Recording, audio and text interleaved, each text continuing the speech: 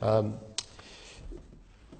now, Saudi Arabia is leading a coalition who are blockading Yemen. This has been recognised as an international crisis, a catastrophe waiting to happen. It's estimated nearly 7 million people are facing starvation and death because of the conflict in that region and this blockade. And Acting Deputy President, we've just participated in a military exercise training the Saudi Arabian Navy, the Navy that's conducting the blockade. Our training exercise was near where the blockade was occurring. We are training the country that's blocking humanitarian assistance.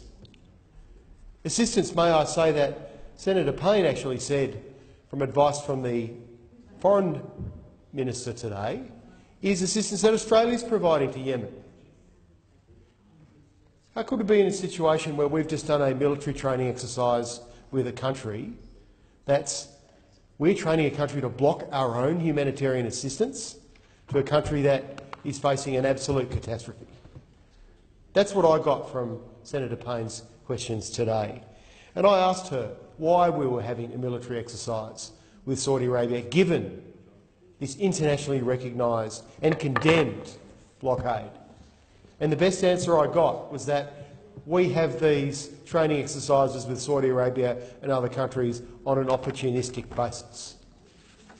Well, isn't it an opportunity not to do a military exercise with a country that's conducting a blockade of humanitarian assistance to 7 million starving people that need our assistance, a catastrophe that's been recognised by Human Rights Watch, the United Nations, Oxfam, NGOs all around the world?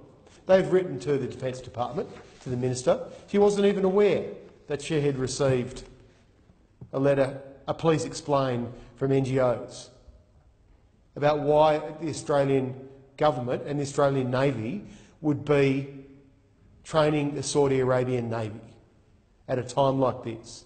Well, I called on Senator Payne today to condemn the blockade, just as the United Nations has recently, but she refused to. I now call on her to also cancel any military exercises with Saudi Arabia, especially naval exercises, and make a statement that we find their blockade of Yemen and the unfolding humanitarian catastrophe there totally unacceptable.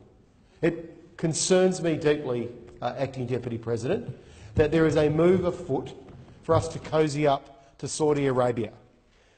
Mr Christopher Pyne has been touting as often as possible, telling anyone who will listen to him, that he plans to build a military-industrial complex in this country by selling weapons and arms and military hardware to Saudi Arabia.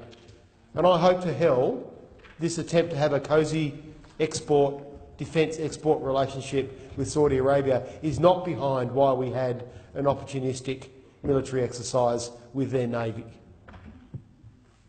What we should be doing is what we should have is a decision-making process in place, which I also asked Minister Payne about, where our Navy and across government departments, they could assess the risk of at least the perception, the taint on our Royal Australian Navy and upon our country of conducting a military exercise with the Saudi Arabian Navy at a time like this. Where's the process? The ministerial cross-government process to assess this kind of thing. Now, I quoted Neil James from the Defence Association, the ADA, today, when he said, at best, this is not a good look. Well, let me tell you what. At best, this is a serious misstep, Acting Deputy President. At worst, I think this is a scandal. This is a scandal that we've been involved with Saudi Arabia. This conflict's been going on for 3 years now, and it's getting worse. And yet this is a country that we're selling arms to and we're doing military exercises with. It's not good enough. The Minister needs to come out and condemn this blockade. And I call on her to do that.